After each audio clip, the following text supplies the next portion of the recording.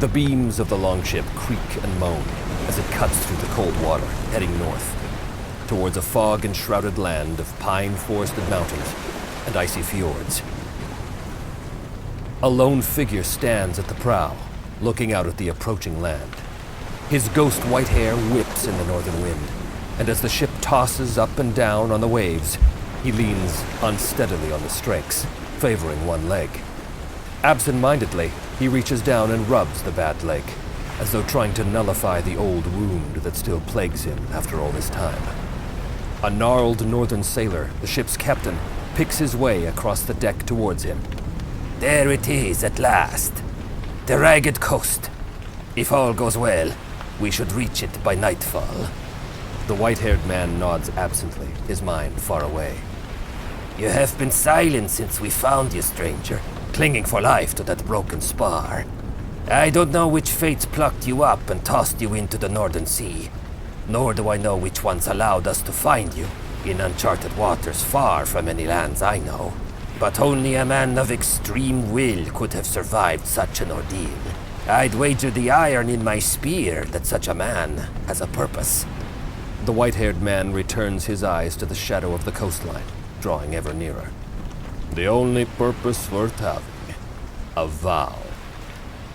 Long have I been away from the Ironlands, and long have I left that vow unfulfilled. But no more. My name is Arn Kalapunki, and I am coming home.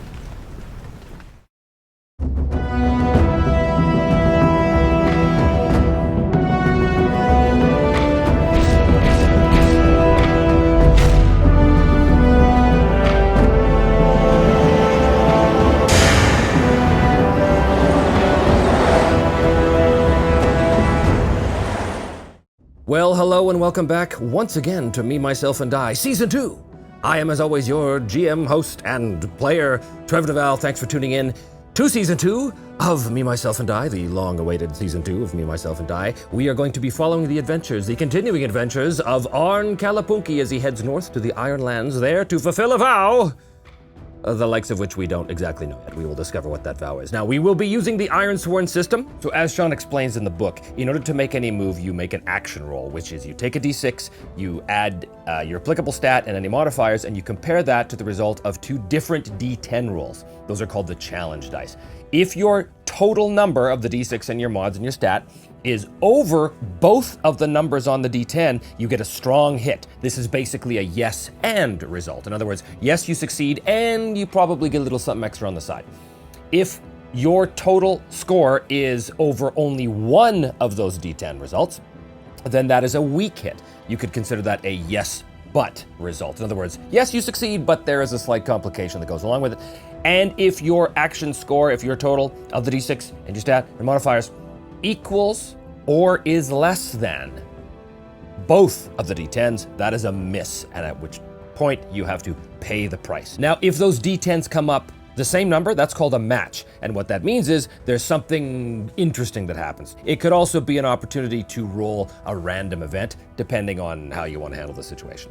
So I do want to say that I will be using only the Ironsworn book and nothing else. I'm not going to be using the Mythic Emulator or anything like that. Just the Ironsworn book to determine everything. The oracles, the random tables, the whole bit. It's all in that book. It's really great. With one exception, for the Viking-ish names, for the sort of more Scandinavian names, the more classic Norse names, I'll be using this supplement right here, which is an old supplement for Legend or RuneQuest called Vikings, which is a great supplement. And I believe also the link is also down there if you want to check that one out. It's great for all things Viking. Now, normally when you start an Ironsworn game, you go over the My World section where you answer a bunch of questions to determine what the flavor of your particular version of the Ironlands is. I've already done that. I'm just going to basically tell you that my version of the Ironlands, as I mentioned in the last episode, is kind of like a fantasy Northern Australia. Not so much in the accents, although that may come up, you never know with me, but more in the sort of history of this world. So in this world, a bunch of nations and kingdoms and states and everything basically all agreed at some point centuries ago to send the worst of their criminal elements to exile them to this horrible, horrible northern icy wasteland. But that was centuries ago, and what has happened since is that the Ironlands themselves have begun to almost magically become adrift from the world. So it's hard to get there, it's hard to find, it's hard to leave. Some people find a way to leave and come back. Arn is obviously one of them, and he has returned. In the Ironlands, there aren't really the gods of the South as we saw. There isn't, the gods of, you won't find, the street of temples like we saw in Hundatora. Basically, the people of the Ironlands look at fate as the god.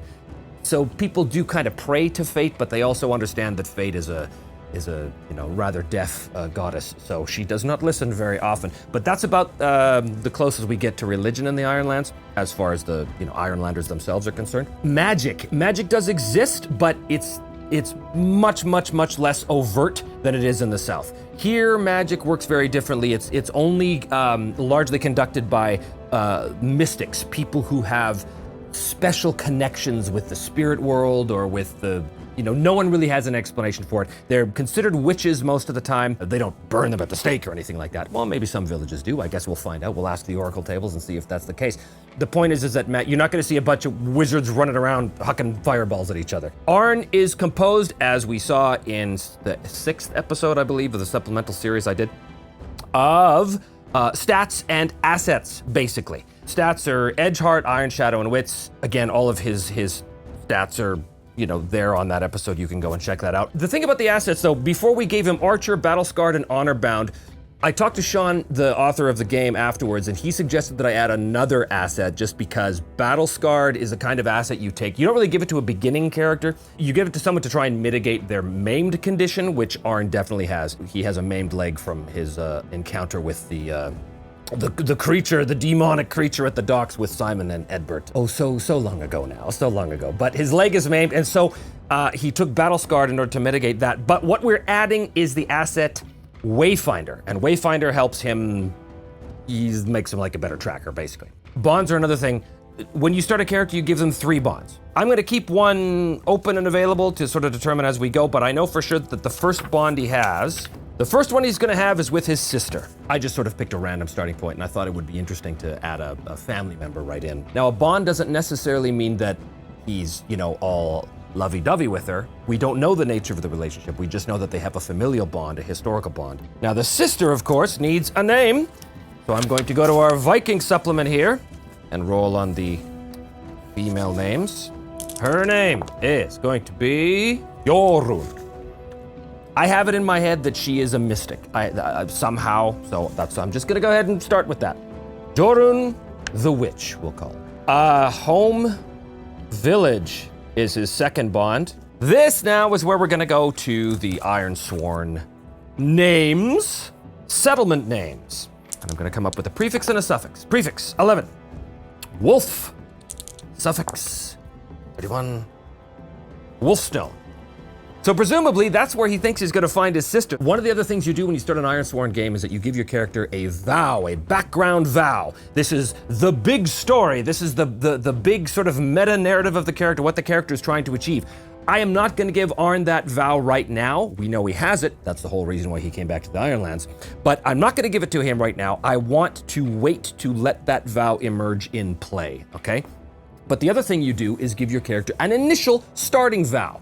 Well, his initial starting vow is, I will return home and confront my sister about the past. In order to get the game going, the first thing he has to do is swear the iron vow. And this is literally taking a knife and cutting his hand, or swearing on a piece of iron, or whatever. In my conception, it's going to be Arn pulling forth his knife and cutting his hand and letting the blood sort of like drip down his hand and into the icy waters as the ship goes north. And he looks forward. He looks forward as the cold northern wind is blowing through his hair, and the rain is plastering his wispy white hair to his face and such. Sister, I swear by the iron in my blood and in my blade that I will return to you and confront you about the past. I don't know what that past is. We're gonna find out when he gets there. I'll be using this a lot. This is Lodestar. This is just a reference guide for the Ironsworn RPG. So let's see what happens. First roll of season 2. Here we go. He swears the iron vow. He sits there, he cuts the hand, the blood drops into the water, and he swears. He adds his heart. He's trying to find his sister and get home, so I'm gonna give him the +1 because he shares the bond. So this is 1d6 +5. He's got a very good chance of doing this. 9. Okay, 9. Beats 3, but not 10, which means it is a weak hit. You are determined, but begin your quest with more questions than answers. Take +1 momentum and envision what you do to find a path forward. So what I think this means, the captain of this vessel does not know where Wolfston is. And I think the captain of this vessel, as we determined in the opening little movie there, he's sort of unfamiliar with these particular waters, so he doesn't know exactly where to set Arn down. But he finds a shallow area up near a shale, rocky beach that he can basically pull the longship up and let Arn off. So the boat pulls up on the rocky shale. Arn leaps out into the surf. The captain looks at him. I do not know what you hope to find, stranger, but I hope that fate guides your steps. And he kind of holds his spear up in a kind of salute to it. Arn turns back to him. Thank you, my friend. Hopefully, the Iron Lands are as welcoming to me as you have been. And he trudges off into the wilderness. So, just a bit of system thing here. If he had got a strong hit, I probably would have said that he wound up in like a proper coastal village with maybe even a road or up a path, somewhere to really point him on the way. If he had got a miss, I was probably going to have something horrible happen, like the ship was attacked or something like that. But he got a weak hit, which means it's kind of a partial success. So Arn winds up on the ragged coast. The rain is still falling, the wind is still blowing. And it's not even winter. He knows that Wolfstone is somewhere ahead. Not too far. The vow he swore here is a dangerous one. That's sort of the second most difficult quest on the parameters. He's got the supplies on his back. He's got his bow. He's got arrows. He's got a sword. He's got all the stuff he basically needs. All represented, of course, by the supply track here. So he is going to set off into the wilderness with no real bearing, no real knowledge of where he's going, which means that he is going to, in Ironsworn terms, he is going to undertake a journey. Now, reaching Wolfstone will not fulfill the vow necessarily, because his vow is, I must go home and confront my sister. So even if he does his journey like that, with no problem at all, that doesn't necessarily mean he's fulfilled the vow. There could be all kinds of things that could happen. So let us play to find out, as Sean likes to say. When you travel across a hazardous or unfamiliar land, you set the rank of the journey. I think this is going to be a dangerous journey. He's not setting off from a community with which he shares a bond, so he does not get the +1. So he's rolling plus wits. However, he has Wayfinder. When you undertake a journey, take +1 momentum on a strong hit. Just +2 to this roll. The first leg of the journey to Wolfstone. Let us see if he knows where to go. 6. Oh, look at this. Fantastic. So not only is this a strong hit, we have rolled a match. A match means something happens, or it's an extraordinary result of something like this. I like to use a match much like I did with the Mythic GM emulator. In other words, something random happens, because I love that stuff. So this is a great result. So on a strong hit, first of all, when he undertakes a journey because of Wayfinder, he adds +1 momentum. Was it 3? Now he's at 4.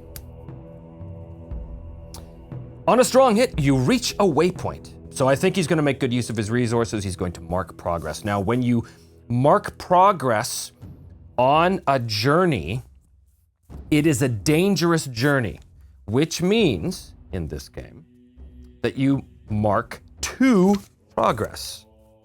So the question is, what is the waypoint? He's had a few hours of trudging through the woods until finally he reaches, just when it's time to camp, he reaches a waypoint. Well, let us see what that waypoint might look like. The descriptor is 78. It is a flooded 64. River ford. Oh, well, actually, that makes a lot of sense. The rain, which had been falling, more or less on and off while he was on the boat, as he makes his way, we'll say north, through the woods, through the rocky woods, away from the coast, the rain has picked up intensity and it has been falling heavier and heavier and heavier until finally he reaches a river ford that is completely bursting its banks. Now this river ford, he knows this is the place to cross. This is a waypoint. This is an appropriate place in his journey. He knows he's on the right track because a river ford is a place where people would cross. There's not a whole lot of people in the Ironlands, by the way, right? Like, so there's not going to be big cities around. There's not, it's pretty remote. So, get that in your head. But he reaches this flooded, overflowing river ford.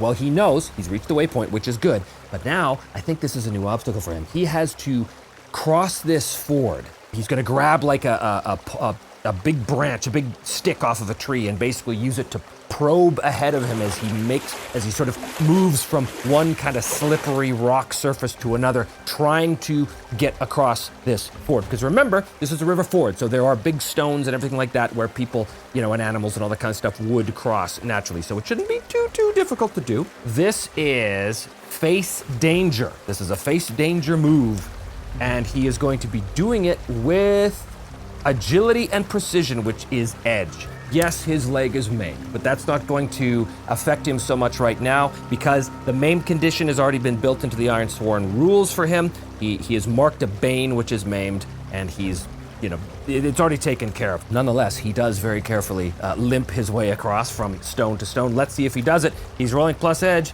so he's rolling a d6 plus 3 in this case. 7 over 2. And not 9, which means it is a weak hit. You succeed, but face a troublesome cost.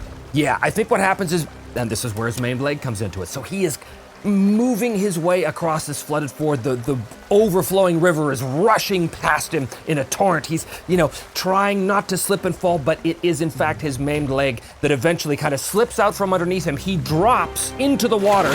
He's able to grab onto the stones and bits of, bracken and logs and everything that have been piled up over the course of, many uses of this ford. But as he does so, I think a part of his pack kind of rips open and some of his very, very precious supplies get taken away down the river, which means that his supply track is going to go from 5 to 4. So he's managed to get across the ford, but we rolled a match. And so what the match is going to mean is a random event. So because it's a strong hit, that means that there's something sort of generally positive. If you got a match on a miss, then it would be sort of the other way around. The action roll is 29. Hold, 59. Rumor. Hold rumor. Okay, I think what this means is he's managed to ford the river with no problem, but hold rumor. I think he runs into somebody. I think he runs into a fellow traveler. Hold rumor. Someone who can sort of tell him about what's going on around the area, or perhaps give him a general idea as to where he is. Cool. Let's find out who this Ironlander is. So this guy's name is going to be 1 on 88. Dari. And what is Dari? We're gonna go to our character descriptor. Find out a little bit about Dari. Who is Dari? 41. Stingy. 56. A stingy guard. What is his goal? Dari's goal is 49. To rebel against power. He's a stingy guard who's rebelling against power. I think that he is from a nearby settlement who was relieved from duty. I think what happened was there was some sort of coup in the power structures of the overseer, which is like the chieftain, the headmaster, the leader of the settlement. Yeah, so he used to be part of the overseer's guard of a nearby settlement. But something happened to cause him to leave and basically plan his revenge against the settlement or something like that. What is his current disposition? Now remember, this is going to be a general positive thing for Arn here. So current disposition is 5, which is helpful, so that makes sense. So what is the name of the settlement that Dari is from? A nearby settlement is always handy. It is named 58 and 07 is Swordbreak. Cool. So as Arn is, sort of drying off his stuff from having fallen in the water and everything, he looks up and he sees this man emerge from the trees. The man, he's got his scraps of armor on, bits of chain, mostly heavy leathers, that kind of stuff. He's got an axe in his belt. He looks like he's, been out in the woods for a little while. Arn immediately has pulled his bow, but his bowstring's a little wet from having been in the water, so he's got his hand on his sword instead, I think. Who are you, stranger? Dari puts up his hands in a non-threatening gesture. You do not need your blade, stranger. My name is Dari. I mean you no harm. I merely come down to the river to refill my water skin. Are you alone? Is he alone? I don't actually know. He might be, part of a group of guards that rebelled against the local leader or something. In this case, we're gonna ask the Oracle. I think it's unlikely that he is alone. I think that he's probably with a few other of these guards who fled the settlement to rebel against this new leader that came to power. So I think it's unlikely that he is alone. So 1 to 75 is no, he's not alone. 76 or greater is yes, he's alone. And no, he is not alone. I am alone for the moment, but there are others in a small camp near here. In fact, I came down to fill all of our water skins. And sure enough, he holds up a couple of extra ones. You are welcome to come and break your fast with us, if you will, stranger. He is helpful. Yes. I seem to have lost some supplies in the crossing of that ford. Any extra food you have would be appreciated. Of course. Come, this way. He's stingy, so he might not have offered the food, but he's also helpful, so, you gotta pick one. Him and Arn trundle off through the woods, and they come to a large bonfire with a number of other soldiers. I think there's a number of other soldiers here. And I think that as Arn sits down and begins to break his fast with them, I think that they tell him a tale of what has happened to them in their settlement of Swordbreak. I think, just based on what we've already rolled so far, I think what has happened is that these guards used to be basically bodyguards of the Overseer. So they kept the peace in the settlement. But then something happened where they were cast out of the village. Maybe someone new came to power. Is that what happened? I don't know. It's 50-50. So 51 or more is a yes. Did someone new come to power? 56, yes. Someone new came to power, and when they did, they dismissed all of the old guards. And the old guards, who had been serving all their lives in this settlement, were outraged. You can't just send us away, kind of thing. But this new overseer, this new person that came to power decided, no, I'm gonna have my own guards protect me. So that's interesting. I think that this new overseer is in league with local bandits, and I think that has something to do with it. I think that's almost certain. So 11 or more is a yes. 99, yes. Now that is also a match, okay? That's a match, so that's an extreme result. So the overseer is definitely in league with the bandits. Against his will? 50-50.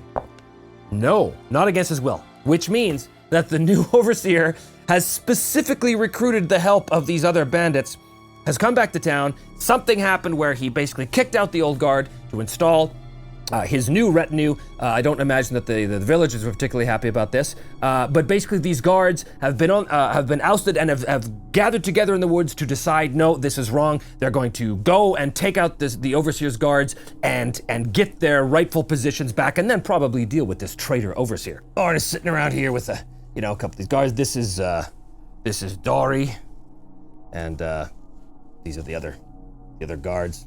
3 of them. There's fire there. Stranger, we are only 3 against far greater numbers. The new overseer of Swordbreak.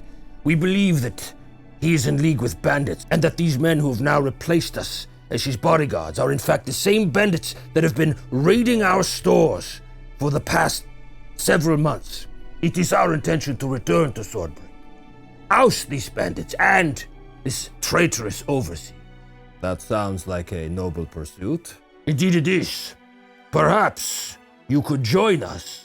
The more blades we have, the better the odds of us taking out this villain who has taken over our village. I do not know if I have the time to be able to help you, my friend. I am going off to a place called Wolfstone. Do you know it? Does he know it? I have no idea. Again, I'm going to say 50-50. So 51 or greater is a yes. Does he know it? 0-1. 0-1. He does not know. Because 51 or greater is a yes. He does not know where Wolfstone is. In fact, none of them do. I'm sorry, friend Arn.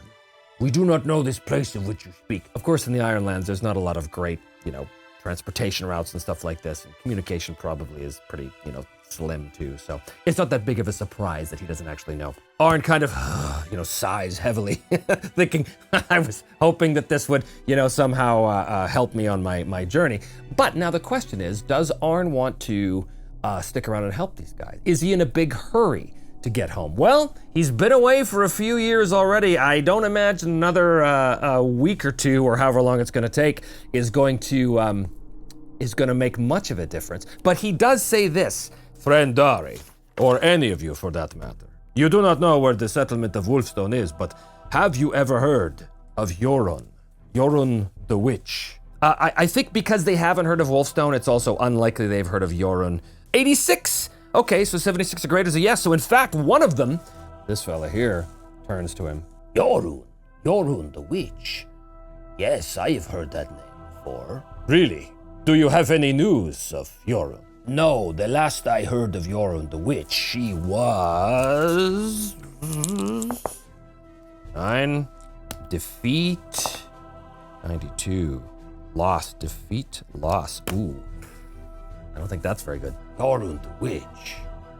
Yes, I have heard that in a nearby settlement there was a powerful witch who was striving to defend her village from some monstrous evil. But it is said that the witch and all who went with her were defeated.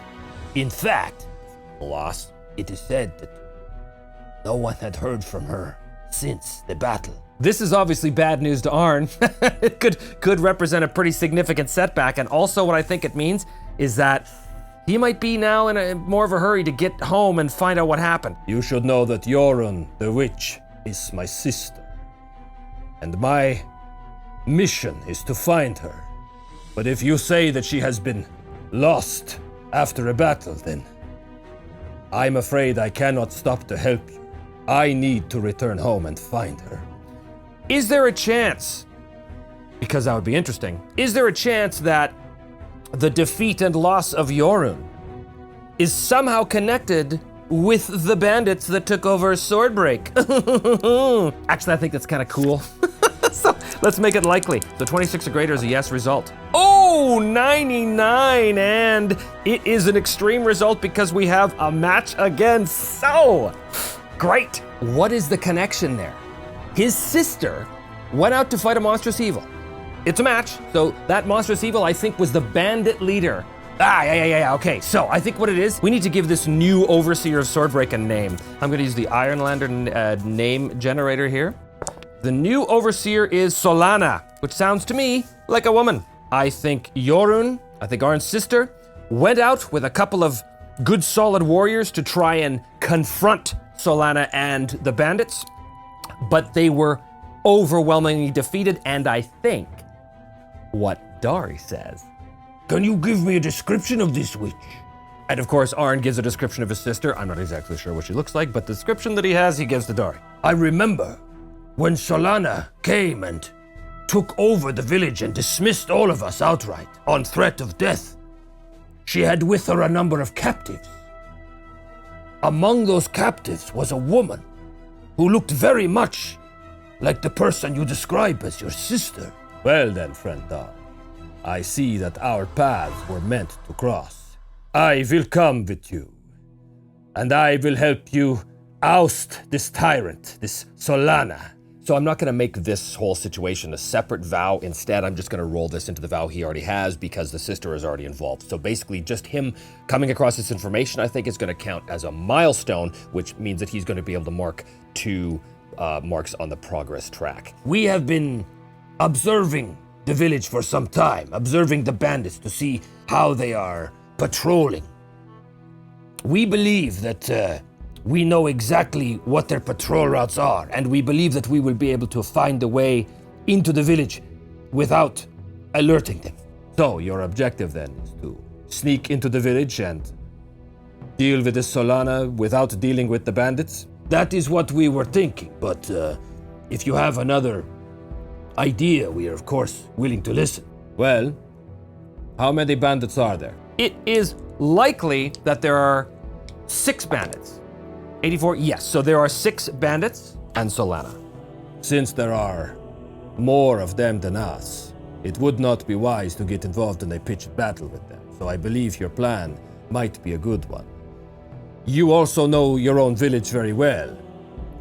Surely you have friends and family in the village that would be able to aid us. I think that's almost certainly. In fact, I'm not even going to roll. It just makes perfect sense. I think that this village is basically being held captive by Solana and her bandits. Yes, that is true. I have already been able to get a message to my brother inside the town to tell him when the time is ready to strike. Well then, if my sister is among the captives, I suggest that we strike as soon as possible. Would you be ready to go by tonight? Dari kind of looks at his men. They all share a nod with each other. Yes, tonight it is then. And with that, Arn and Dari and the rest of the ousted guards grab their gear, sharpen their weapons, and wait for nightfall to descend, where they will move through the woods towards the settlement of Swordbreak, there to hopefully deal with the bandits and their leader Solana, the illegitimate overseer who has taken over Swordbreak and also taken Arn's sister Yorin captive. What will happen? Will it all go sideways? I think that's probably a very strong chance it'll all go sideways. This is me, myself, and die after all, but I don't know what's gonna happen. Let's find out together next time on Me, Myself, and Die. Thank you so much for returning to the show, or if you're a first-time viewer, thanks so much for coming and checking out the show. I hope you do enjoy it, and if you do enjoy it, hit like and subscribe, and don't forget there are links to merchandise for the show if you want to help to support the show that way. As well, there's a bunch of links to the Drive-Thru-RPG site down below where you can get all kinds of stuff, including, of course, Ironsworn itself. So thank you so much for joining me here, and we will see you next time on Me, Myself, and Die.